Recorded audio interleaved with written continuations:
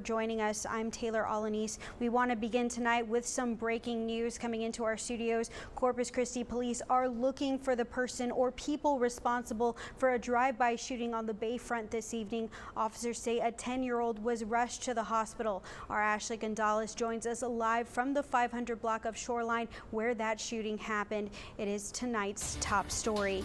Ashley, what do we know so far? Taylor, well, typically right across the street is where families go to enjoy the day.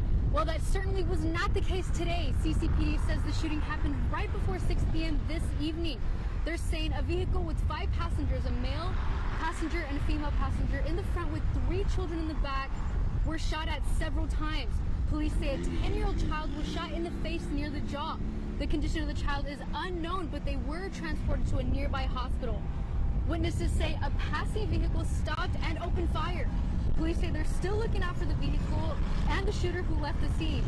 The motive of the shooting is still unclear, and if you have information, you're asked to call CCPD. Stay with 3 News for the latest details. Reporting from Shoreline Boulevard, Ashley Gonzalez, 3 News.